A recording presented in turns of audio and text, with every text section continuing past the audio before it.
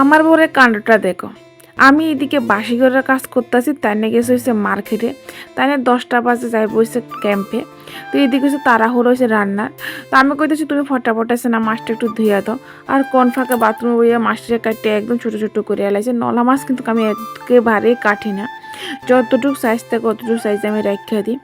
নমস্কার, আমি শিল্পী। চলে আসলাম প্রতিদিনের মতন তোমাদের মাঝে ছোট্ট একটা ব্লগ ভিডিও নিয়ে।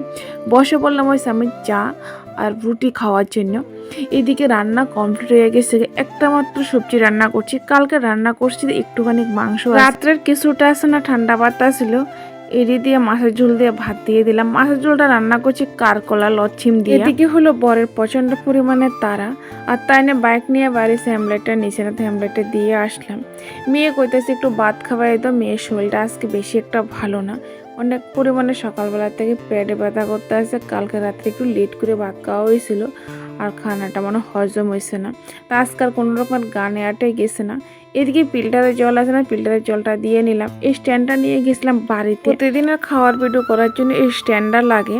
খাওয়ার ভিডিওটা যখন আমি নিয়ে স্ট্যান্ডের উপরে মোবাইলটা রাখিয়েছি না খাওয়ার ভিডিওটা নিয়ে।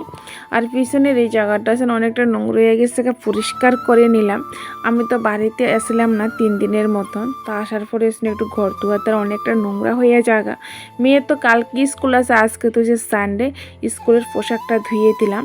এদিকে ঘরের কাম কমপ্লিট করার পরে ছান ছেড়ে চলে আসলাম হচ্ছে ঠাকুর পূজা দেওয়ার জন্য। আজকে প্রচুর পরিমাণে রৌদ্র উঠছে, আর উপর আয়া দেখে না ফুল গাছে তেমন একটা ফুল ফুটছে না, কয়েকটা মাত্র ফুল ফুটছে। এই কয়েকটা মাত্র ফুল ঠাকুর করে দিয়ে ঠাকুরের পূজা দিয়ে চলে আসি। সকাল 8টাকে 8:30 দিকে এসে লিখেছে রুটি খেয়ে নিলাম।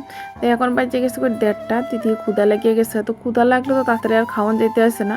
তো এদিকে আসে না আমার সিঁদুরের ফোঁটা মাথা আশ্রান, এটা আগে করতে লাগে। এটা তো আমরা হিন্দু ধর্মের ভিতরে আছে যে সিঁদুরের ফোঁটা মাথাটা আশ্রায় তারপরে বসবা খাওয়ার জন্য। এদিকে আসে না আমার মাথা আশ্রান কমপ্লিট হয়ে গেল। চলে আসলাম যে খাবার খাওয়ানোর আগে প্রত্যেকদিন একটা গ্লাস জল খায়, কিন্তু পেটে অনেক পরিমাণে গ্যাস জমে, তো এই জন্য 10 মিনিট বললাম বনের পরে বসে বললাম হচ্ছে খাবার খেতে। খাওয়া কমপ্লিট হয়ে গেল। চলে আসলাম হচ্ছে বাসন ধোয়ার জন্য।